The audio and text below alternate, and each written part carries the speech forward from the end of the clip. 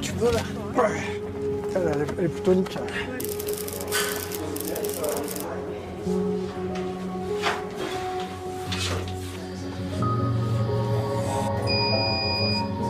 C'est une tortue qui est arrivée avec une très forte plaie sur la carapace, sur la partie donc, postérieure droit, donc une plaie qui était très souillée. Donc ce que l'on a reçu, on a nettoyé énormément, on a nettoyé les infections osseuses, on a retiré une partie du bassin qui était malheureusement mâchée par le coup d'hélice. Donc une plaie très profonde et très souillée, des microbes qui étaient dans cette plaie, qui sont restés malheureusement quiescents parce que c'est impossible de retirer tous les tissus. Enfin, on fait un gros parachirurgical, mais c'est impossible de nettoyer totalement. Elle a été sous antibiotiques longtemps. Et quelques mois plus tard, en fait, on a des germes très certainement qui ont cette origine de sa première plaie, ou des germes qui viennent d'origine alimentaire, en fait, on ne sait pas vraiment, ou dans l'eau qui sont passés au niveau sanguin, et ces germes se sont fixés à des endroits fragiles, comme les articulations.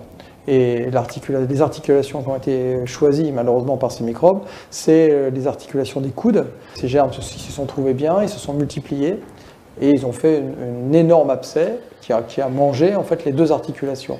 Donc on a vu que les articulations commençaient à être gonflées, on les a drainées, on les a nettoyées, antibiotiques, on a mis des drains articulaires, mais malgré tout, tous nos efforts, on a réussi à juguler l'infection est terminée, mais par contre les microbes ont quand même grignoté l'humérus et le radius de côté, donc l'articulation du coude en haut et en bas.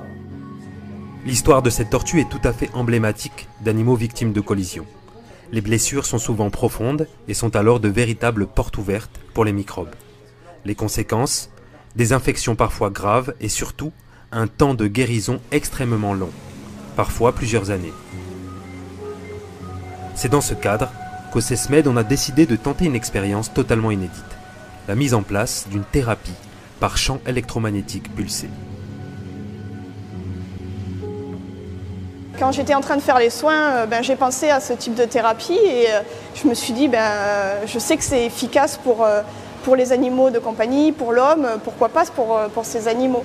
C'est pour ça qu'on a fait appel à un professionnel de cette thérapie pour pouvoir disposer d'un appareil gratuitement pendant quelques mois pour faire un test sur ces animaux qui en ont besoin. Au départ, c'est vrai qu'ils ont été un peu surpris parce qu'ils n'ont jamais utilisé ce type d'appareil sur les tortues, mais de suite ils ont été très enthousiastes et ils voulaient jouer le jeu et tester ça sur les tortues parce que ça les intéressait beaucoup. De savoir comment ça pouvait agir sur des animaux à sang froid, ça n'avait jamais été testé jusqu'à présent, donc ces animaux bénéficient de cette thérapie pendant 3 mois là, dans un premier temps, et on va voir quels seront les résultats. Ce traitement est une thérapie vasculaire. Le principe est de stimuler la circulation du sang au niveau des plus fins capillaires. Lorsque j'améliore la circulation du sang, le sang passe mieux à travers les plus fins capillaires et apporte tous les nutriments dont les cellules ont besoin. Lorsque vous avez un capillaire qui ne fonctionne pas, les cellules qui sont situées autour ne sont pas correctement alimentées. Donc, lorsque je relance la microcirculation, il y a davantage d'oxygène qui arrive, davantage de nutriments, davantage de sels minéraux. Et du coup, les cellules sont mieux alimentées, mais également, les cellules peuvent mieux évacuer leurs déchets. Je veux dire, le gaz carbonique qui est transporté par les globules rouges, je veux dire l'acide lactique, qui est un problème bien connu chez les sportifs, et tout, par exemple, les excédents d'eau et tout autre type de déchets sont évacués par les cellules et retransportés ensuite par les vaisseaux sanguins qui, eux, vont aller soit dégager le gaz carbonique au niveau des poumons, soit au niveau des urines, de dégager toute l'acidité. D'une manière générale, l'action des ondes permet d'une part d'augmenter le niveau énergétique des cellules et d'autre part de bien nourrir les cellules grâce à une bonne circulation sanguine. Le résultat est alors une meilleure multiplication cellulaire, d'où l'intérêt pour les tortues ayant des plaies importantes. Au niveau des blessures, comment est-ce que ça agit? Eh bien, le fait de relancer la microcirculation va en fait permettre à ces fins capillaires qui n'arrivaient pas à cicatriser beaucoup plus vite. Et ce qu'on observe en général, que ce soit une cicatrice de peau, de muscles ou d'os, ou de tendons, eh bien, en fait, on divise par 2 le temps de régénération. Mais ces résultats n'ont été validés que sur des animaux à sang chaud. Et c'est justement pour ça que l'expérience est tentée ici sur des reptiles. Au niveau des animaux, on le sait de façon générale, mais les animaux à sang froid, là, on n'a pas d'expérience. Et c'est vraiment une première mondiale. Et d'ailleurs, le groupe BEMER s'intéresse beaucoup à cette étude pour voir ce que nous savons déjà sur l'être humain, les animaux à sang chaud, comment est-ce que ça se passe pour les animaux à sang froid. Pour cette tortue, la carapace ne repoussera pas puisque l'amputation a éliminé les tissus permettant la régénération. Par contre, elle va lentement cicatriser en créant un épiderme très résistant, permettant une protection de la partie sans carapace. Et c'est là que la thérapie peut aider. Voici la tortue avant l'exposition au champ électromagnétique.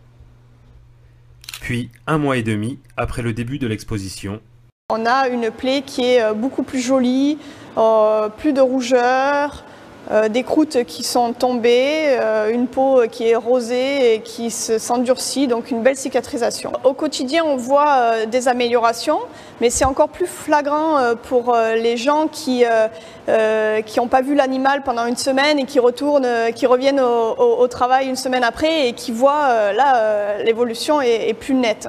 Et la cicatrisation a l'air d'être vraiment accélérée avec cette thérapie. Ce qui a sauvé l'animal de l'infection est bien sûr l'intervention du vétérinaire du centre et les traitements antibiotiques. Mais l'objectif des soigneurs du CESMED est de faire en sorte que les animaux quittent au plus vite les bassins de soins. Et cette thérapie complémentaire va dans ce sens. Ce type de thérapie devrait accélérer la cicatrisation et de faire en sorte qu'elles puissent regagner la mer au plus vite pour pas qu'elles perdent leur comportement naturel et pour préserver l'espèce, pour pérenniser l'espèce, pour qu'elles retournent dans leur environnement, qu'elles se reproduisent et qu'elles continuent à vivre normalement. Pour tirer des conclusions sur l'efficacité de cette thérapie, l'équipe doit renouveler les tests sur d'autres pathologies, d'autres animaux, et tout ça sur le long terme. Mais cette thérapie est lourde à mettre en place, et toute cette expérience a été et ne sera possible uniquement grâce aux nombreux volontaires. On a pu mettre en œuvre cette thérapie grâce au soutien de notre équipe de bénévoles, au personnel du Siquarium et à l'équipe du CESMED, parce que ça demande beaucoup de temps. C'est un traitement quotidien, voire bi-quotidien sur les animaux. On a 3 animaux qui bénéficient aujourd'hui de cette thérapie. Donc beaucoup de temps, beaucoup de personnes et un grand merci à toute l'équipe de bénévoles, encore une fois, qui travaille pour nous et qui nous aide beaucoup pour cette thérapie.